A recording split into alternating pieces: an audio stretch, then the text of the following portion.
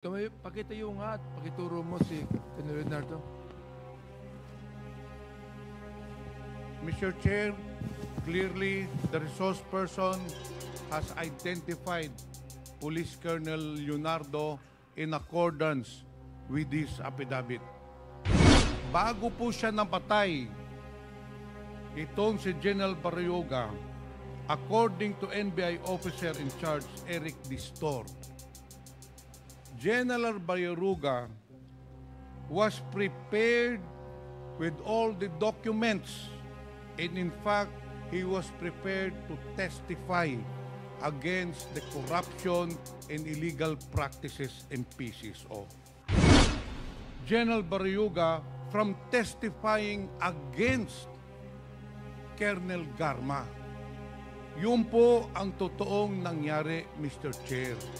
And that is why I would like to recommend to this committee, in the committee report, Colonel Eudina Garma has been involved in the different killings all over the country. In fact, Mr. Chair, si Colonel Garma, nung unang pagdinig pa lang natin, involved na po siya doon sa pagpatay ng 3 Chinese drug lords. Nung si Colonel Garma din ay na-assign doon sa Cebu City, there were 198 killings as recorded and as reported by Mayor Tommy Esmeña. Ngayon po, klarong-klaro po na ang mastermind ng pagpatay kay General Barrioga walang iba po kung hindi si Colonel Garma in cooperation, in cahoots with Colonel Leonardo. Go ahead, Congressman Pimentel. Anyway, babalikan ko po yung sinabi ko kanina na may sinumpinding salaysay si Colonel Mendoza at pinapatunayan niya na sa kanyang lagda ito, lahat ng sinasabi niya dito sa affidavit na ito ay po pawang katotohanan. Colonel Mendoza, gusto mo bang basahin o gusto mong isa-isahin natin itong affidavit mo?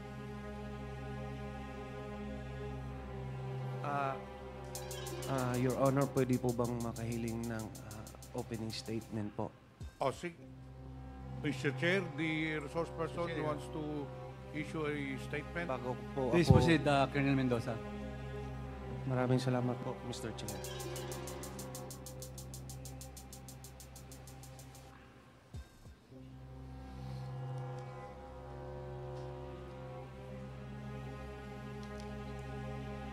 Sa mga kagalang-galang na mga mambabatas at miyembro nitong respetadong Quad Committee, sa ibang mga bisita at mga kapwa-testigo, isang magandang at mapagpalayang araw sa ating lahat. Ako po si Police Lieutenant Colonel Santi Mendoza. Opo. Isang PNP member at kasalukuyang assigned sa PNP Drug Enforcement Group. Una sa lahat, nais kong pasalamatan ng mga miyembro ng committee ito at ako'y pinagbigyan ng pagkakataon para mabigyang linaw ang mga issue at insidente kung saan lumabas ang aking pangalan kasama ang dating matataas na opisyal ng PNP. Nais kong ilahad sa komiting ito ang katotohanan at mga detalye patungkol sa naturang operasyon para malinis ang pangalan ng mga taong gustong idawit ng mga taong totoong may kagagawan. Ako po ay isang alagad ng batas. Matapat kong ginampanan ang aking tungkulin na walang pag-alinlangan at handang isakripisyo ang aking buhay para lang gampanan ang tungkuling iaata sa akin ng mga nakakataas sa akin.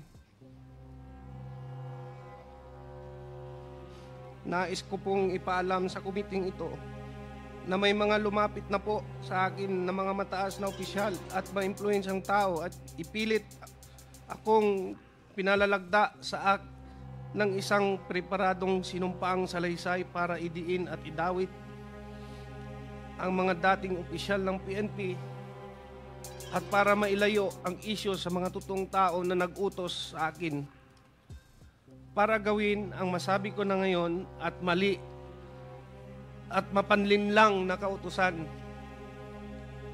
Ako po ngayon ay voluntaryong magbibigay ng aking nalalaman at ilalahad ang aking naging partisipasyon sa isang pangyayari sa aking pagkakaalam ay bahagi ng aking tungkulin bilang isang tagasugpo ng salot ng ating lipunan, ang iligal na droga.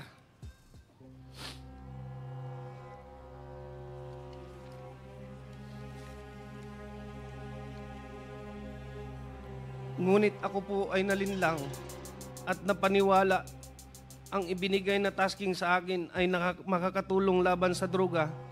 Subalit ito pala ay ginamit sa kasangkapan para sa pansariling interes at masamang layunin. Ang paghahayag kong ito ay maglalagay sa panganib hindi lamang sa aking buhay, kundi kasama din ng aking pamilya. Subalit ako ay may tungkulin na iwasto ang aking naging pagkukulang dahil ako ay nalinlang, kaya't panindigan at haharapin ko kung anuman ang kahantungan ng aking paglalahad ng katotohanan kahit ito ay maging katumbas ng aking buhay. Sana po sa aking paglabas at pagsabi ng totoo ay maibsan ang hinagpis at mabigyan ng hustisya si Attorney Wesley Barayuga at linisin ang pangalan ng mga taong idinawit lamang dito at panagutin ng tunay na may kasalanan. Sa panguli, taos-puso po akong humingi ng patawad sa mga taong naapektuhan ng pangyayaring ito, lalong-lalo na po sa pamilya Barayuga na naulila dahil sa maling gawa at panlilinlang ng taong may kinalaman nito. Mr. Chair, may I read my affidavit? Go ahead. Sige lang. Ako po si Police Lieutenant Colonel Santi Mendoza, nasa tamang edad, isang Pilipino, nagtatrabaho sa PNP Drug Enforcement Group Headquarters, Camp Brigadier General Rafael T. Crami, Quezon City. Matapos manumpa alinsunod sa batas, ay nagsasaad ng mga sumusunod. Ako ay aktibong miyembro ng Philippine National Police na may ranggong Police Lieutenant Colonel. Ako ay kasulukuyang naka-assign sa PNP Drug Enforcement Group Headquarters.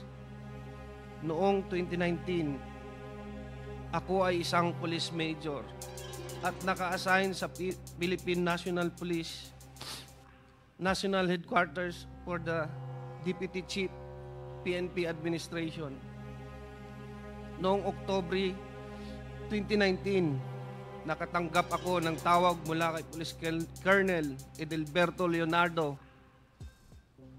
na nagbababatid sa akin na mayroon siyang espesyal na proyekto na may kinalaman sa isang high-value individual.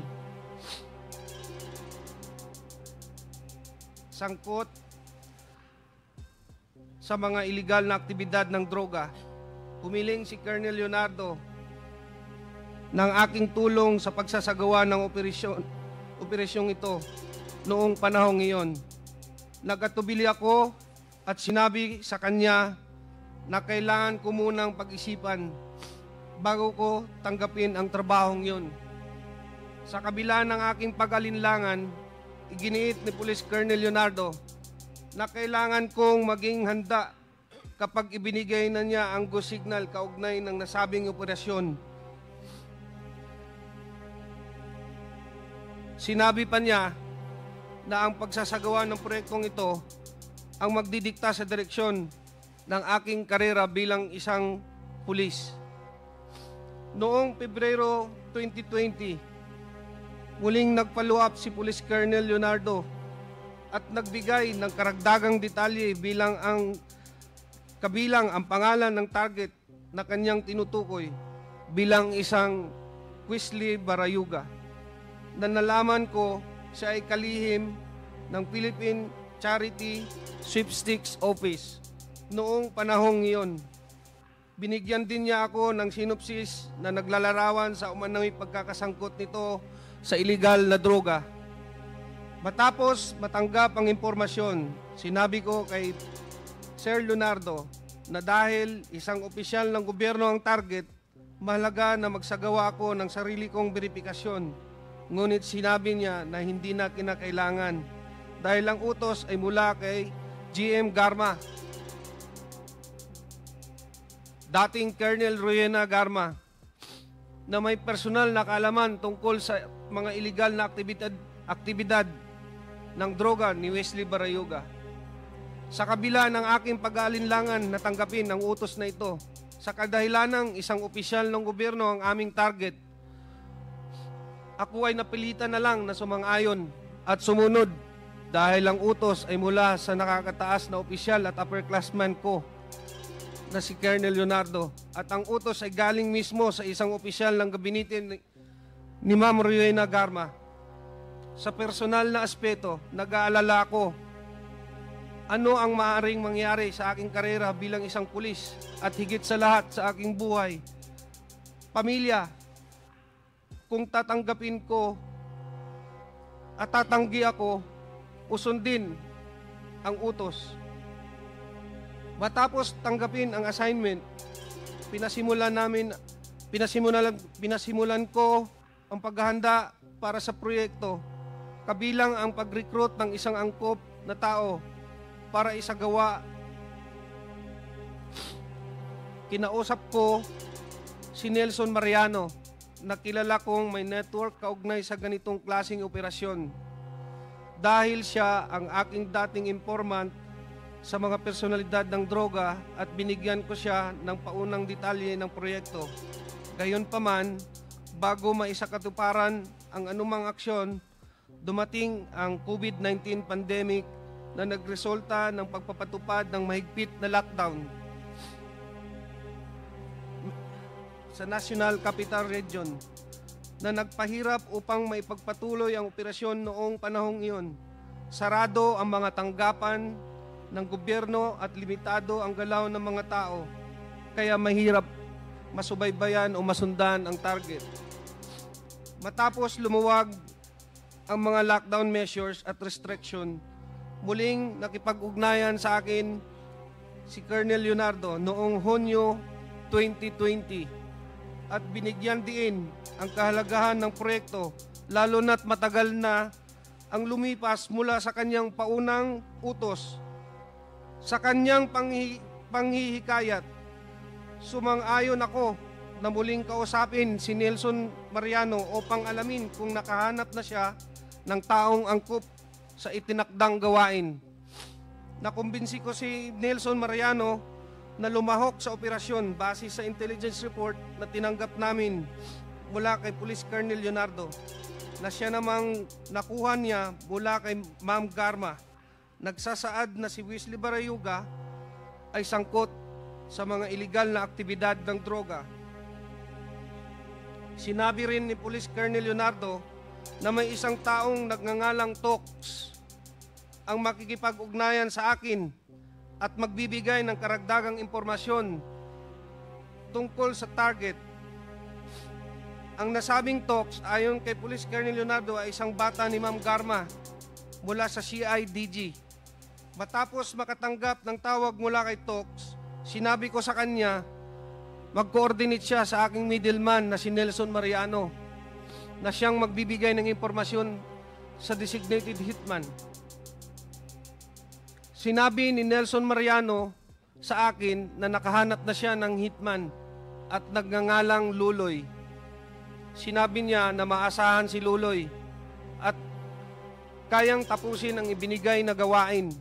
Sinabi ko kay Nelson na makipag-ugnayan siya sa kanya, si Tox. na magbibigay ng detalye tungkol sa target. Pinayuhan ko siya na mag-ingat at magkita na lang kami muli pagkatapos ng proyekto upang ibigay ang bayad na manggagaling kay Police Colonel Leonardo. Noong Hulyo 30, 2020, muling tumawag si Colonel Leonardo at ipinaalam sa akin na ang target na si Wesley Barayuga ay nasa PCSO at maari na naming isagawa ang operasyon. Ipinadala niya sa akin ang larawan ni Wesley Barayuga habang ito ay nasa conference meeting sa loob ng PCSO. Sinabi ni Colonel Leonardo na ang larawan ni Wesley Barayuga ay kinuha at ipinadala sa kanya ni Ma'am Garma. Sinabi rin ni Colonel Leonardo na hindi kami mahihirapan sa pagsasagawa ng operasyon dahil nag-issue na si Ma'am Garma ng isang service vehicle para gamitin ni Wesley Barayuga at binigay sa akin ang description at plate number ng sasakyan. Sinabi niya na maaari na naming tirahin si Wesley Barayuga pagkatapos niyang lumabas sa gusali. Ipinasa ko ang lahat ng impormasyong ito kay Nelson Mariano. Matapos na matagumpay na naisagawa ang operasyon, ipinaalam sa akin ni Police Colonel Leonardo na si Ma'am Garma ay nagbigay ng 300,000 bilang kabayaran para sa aming trabaho. At ito ay iaabot ni Tox sa aking middleman na si Nelson Mariano. At nang magkita kami ni Nelson, inabot niya sa akin ng halagang 40,000 bilang aking bahagi sa kabayaran. Isiginagawa ko ang salaysay na ito upang patunayan ang katotohanan ng mga nabanggit na pangyayari kaugnay sa pagpatay kay Wesley Barayuga na isinagawa sa ilalim ng utos at direktiba nila Police Colonel Edelberto Leonardo at Ma'am Rowena Garma. Bukod dito, ginawa ko ang pahayag na ito ng kusa. Walang anumang pamimilit, panggigipit o anumang uri ng kabayaran, salapi man o kahit anuman, at para sa anumang legal na layunin na maaari nitong paggamitan. Bilang papatotoo, aking nilagdaan ang salaysay na ito noong September 25, 2024 sa lungsod ng Quezon. Congressman Pimentel, go ahead. Mr. Chair, can I proceed with my interpellation? Go ahead, go ahead. Sinabi na naman ni Colonel Mendoza dito sa sinumong Mr. Chairman, salaysay. with due respect, Congressman Pimentel, can you play the video, please, before you interpolate, Mr. Chairman?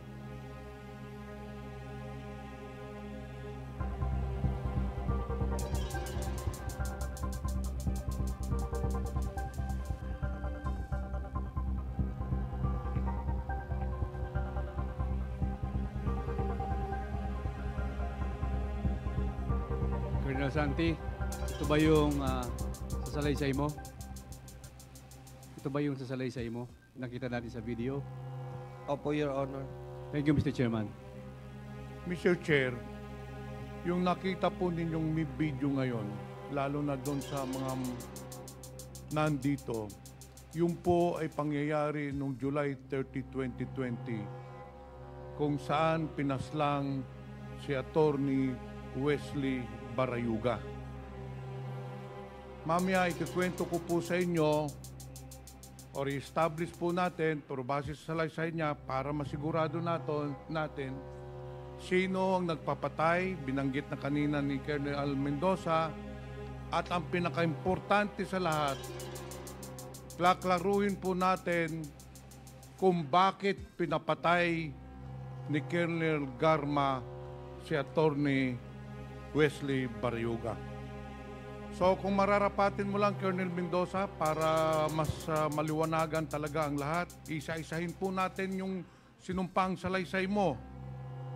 Sinabi mo sa paragraph 2, noong October 2019, nakatanggap ka ng tawag kay Police Colonel Edelberto Leonardo. Bakit kilala mo itong si Colonel Leonardo? Kasi po dati po akong Regional Drug Enforcement Unit ng NCRPO sa panahon po ni former Chief PNP Camilo Casculan, sir. So na-assign ka sa kanya sa Opo. under At his, lahat po ng RDEO chief before, may contact po sa kanya. so kilala mong personal itong si Colonel Leonardo. Opo. Nandito po ba si Colonel Leonardo sa kwartong ito? Pwede mo bang ituro saan dito si Police Colonel Huberto Leonardo? Opo. Pwede mo Katabi po ituro? ni Sir Patay. So Mr. Chair, the resource Mr. Chair, person, pakita yung pakituro mo si Colonel Leonardo. Mr. Chair, clearly the resource person has identified Police Colonel Leonardo in accordance with this affidavit. Nung tumawag sa iyo si Colonel Leonardo noong October 2019, anong sinabi sa iyo? Ayun nga po, sabi niya may pakiusap siya kung pwede. Tulungan ko raw siya sa isang project na to kasi high value target daw po. Ang Pero sinabi wala. niya sa iyo, nagpapatulong siya para sa isang malaking operasyon, sa isang high value target. Opo. Sa pagkakaintindi mo, nung sinabi sa iyo na pinakiusapan ka, ano ba ang ibig sabihin ng operasyon?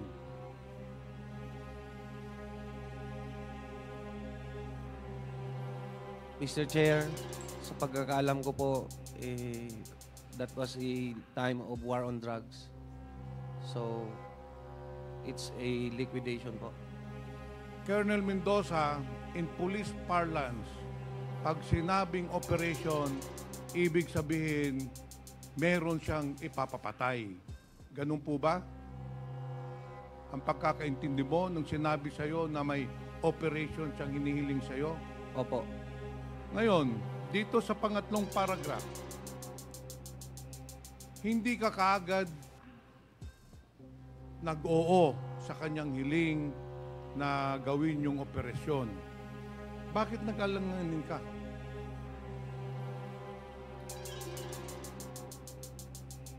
Sir, wala na po ako sa RDEO kasi noon, sir. So hindi ko muna sumagot kay Colonel Leonardo na Opo, gagawin mo. Pero nung Pebrero 2020, tumawag na naman si Colonel Leonardo sa iyo at nagbigay na ng karagdagang detalye. Anong detalye yun? Sir, nilagay po nila sa listahan si Sir Wesley Barayuga po. So, in short, Colonel Mendoza, sinasabi ni Colonel Leonardo na yung target ng operation ay walang iba si Attorney Wesley Barayuga. Opo. At nagbigay po sila ng synopsis tungkol sa activity ni Sir Wesley Barayuga daw sa Pero that is very clear, drug Mr. Chair, activities. na fabricated yon para maniwala ka. Kilala mo ba yung Wesley Barayuga? Anong time na yun po? Hindi pa po. Nung February 2020 po. Hindi ko siya, naririnig ko siya sa sir, kasi secretary siya ng sir ng PCSO, sir. Mr. Chair, yung binabanggit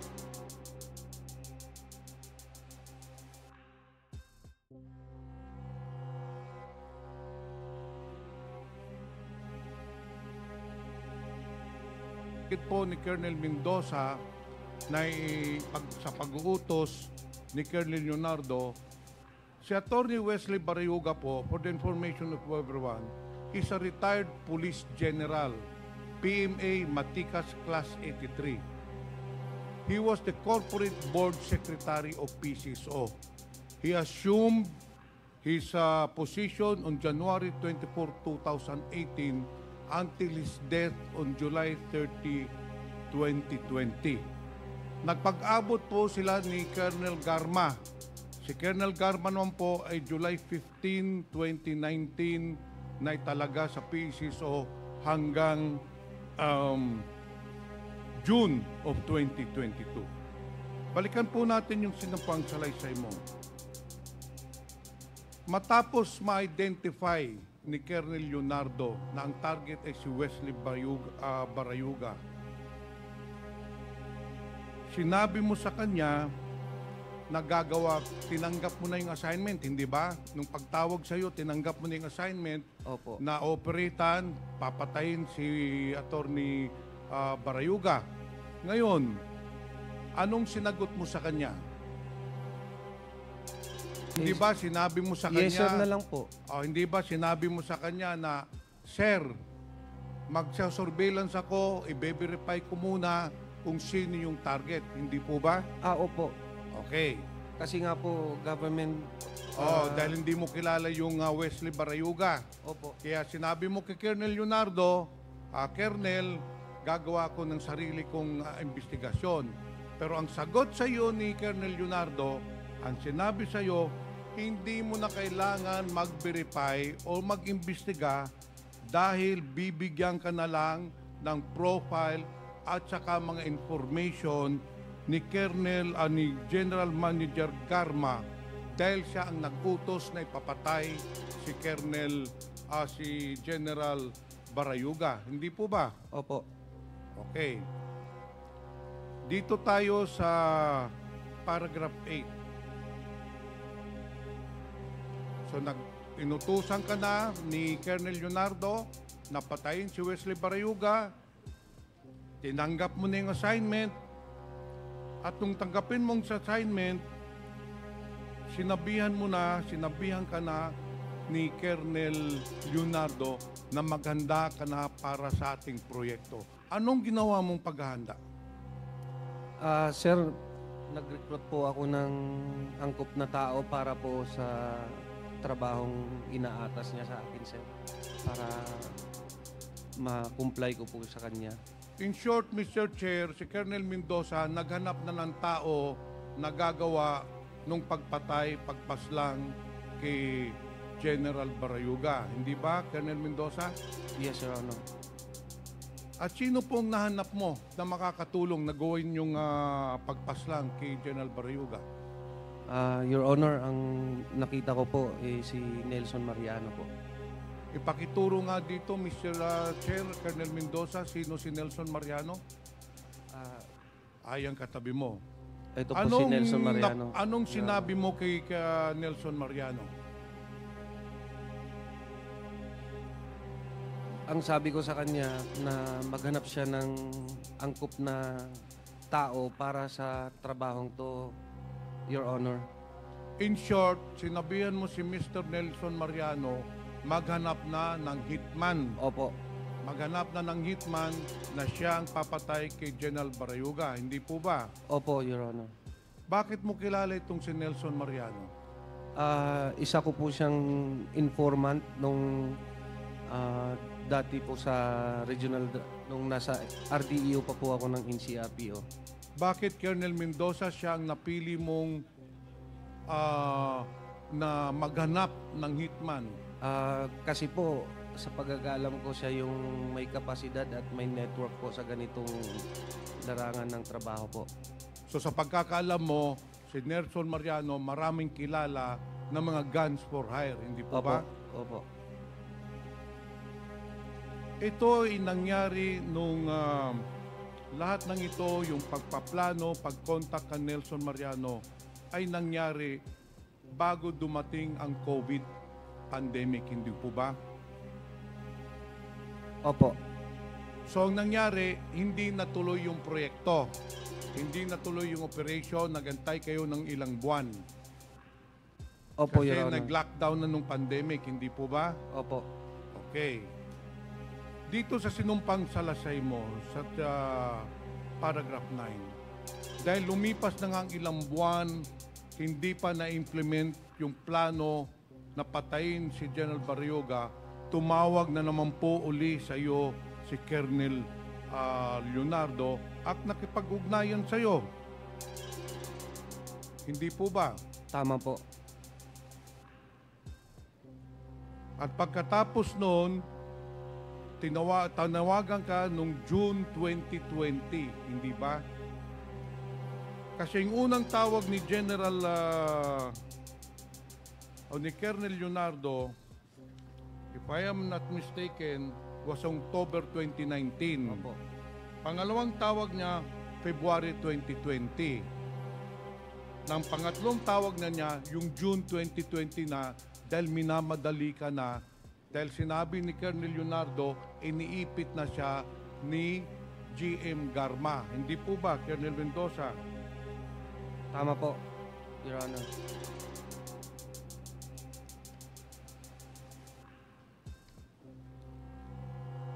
Ngayon, nung na-contact mo na si Colonel Nelson Mariano, tumawag uli sa iyo si Colonel Leonardo at sinabihan ka na may isang taong nagngangalang Tox na tatawag sa iyo, hindi ba? That day po yun na sa sir, sa Your Honor, na tumawag sa akin. The same time lang po yun. Tapos nag-relay siya na may talks na magkipag-coordinate nga daw sa amin. Na Yun ang tao makikipag-coordinate Opo. niya sa iyo. Anong sinabi exactly ni Colonel Leonardo sa iyo? Sino itong Tox na ito? Si Tox daw po, bata ni Ma'am Garma. Kung sa pagkakaalam ko, ang driver security. Mr. Chair, kung hindi ako nagkakamali, itong Tox ay yung Tox na pinakita na litrato ni Chairman Dan Fernandez kanina, who is still employed with the PCSO, and sabi na nga ni Colonel Mendoza, tao at bata ni Colonel Garma. Nung tinawagan ka na ni Tox, anong sinabi sa iyo?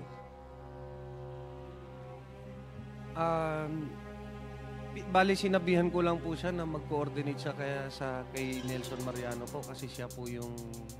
So nung tumawag sa isa Tox, sinabi mo si Nelson Mariano na lang ang kausapin. Opo. Pupunta po tayo doon mamaya.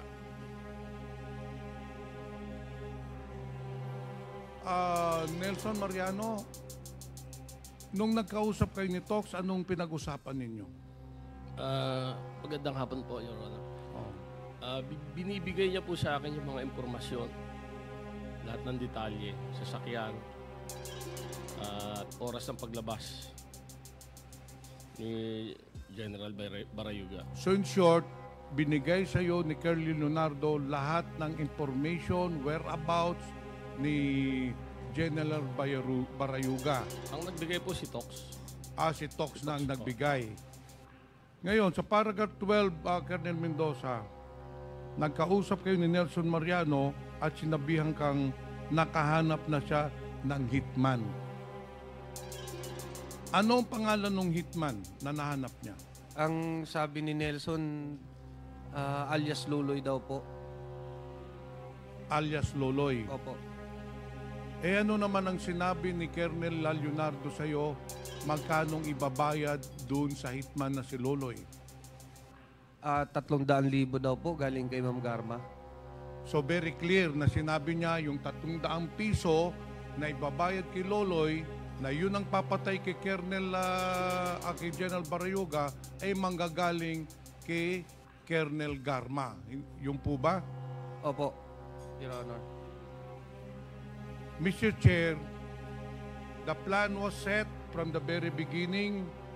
Tumawag si Colonel Leonardo kay Colonel Mendoza, sinabihan siya na may operation, and then si Colonel Mendoza, kinontak naman si Nelson Mariano, and then itong si Nelson Mariano, kinontak naman yung Loloy na hitman, at saka nag-usap sila ni Tox na tao ni Colonel Garma. And then on July 30, 2020, nangyari na po yung pagpatay o pagpaslang kay General Barayuga, kung saan nakita po natin sa video, 2 beses na po pinalabas. Pagkatapos ng insidente Colonel Mendoza. Pagkatapos pagpaslang, ano na po ang sunod na nangyari? Sinong tumawag sa iyo? Tumawag po sa akin si Sir Leonardo na may binibigay po daw na pabuya si Ma'am Garma. Tumawag sa iyo si Colonel Leonardo na sinasabing meron ng 300,000 pesos para ibayad dun sa hitman na nagpaslang kay General Barayuga. Yung po Opo. bang sinasabi nyo? Opo, Your Honor. So sinong tumanggap ng 300,000? Si Nelson Mariano po. Sinong nagbigay ng 300,000 sa iyo, Nelson? Si Tox po. Si Tox. Pagkatanggap mo ng 300,000 pesos, ano na ang ginawa ninyo doon sa 300,000 pesos? Tinago ko po yung 60, binigay ko kay Colonel Santi yung 40. Yung 200 binigay ko kay Loloy sa Santa Mesa. Itong si Tox, kung makikita ninyo, ay makikilala pa ba ninyo? Opo. Mr. Chair, since we already have the picture of this Tox, who is allegedly a person of interest, dahil ito ang nag-contact kay Nelson Mariano, nagbigay ng order na patayin si General Barayuga, at ito rin po ang nagbigay ng pera na 300,000 pesos. Mr. Chair, I just would like to point out that at the time that General Barayuga was killed, there was an ongoing investigation by NBI regarding the corruption in PSSO, most specifically in the operations of STL, Small Town Lottery.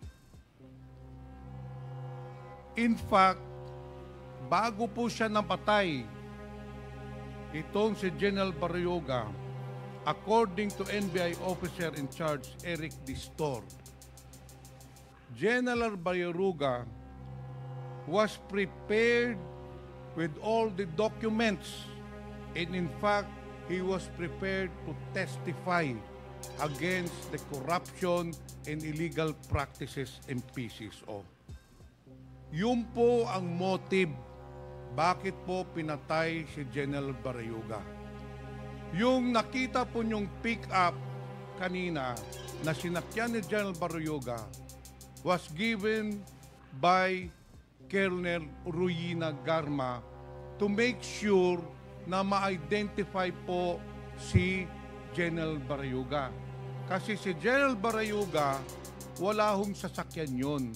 Kaya mahirap po i-surveillance dahil walang routinary procedure. Kaya binagyan po ni Colonel Garma ng bagong pick-up si General Barayuga. Yun kasi ang binigay na impormasyon niya kay Nelson Mariano. Pati ang plate number, description sa araw ng pagpaslang.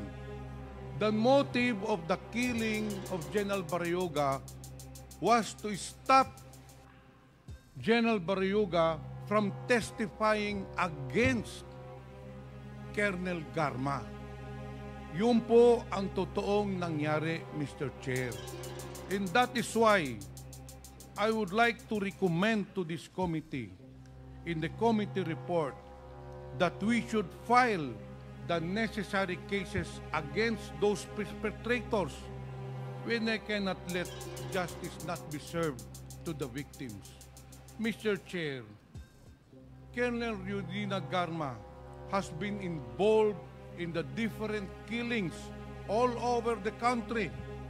In fact, Mr. Chair, si Colonel Garma, nung unang pagdinig pa lang natin, involved na po siya doon sa pagpatay ng 3 Chinese drug lords, which was corroborated by the different resource persons.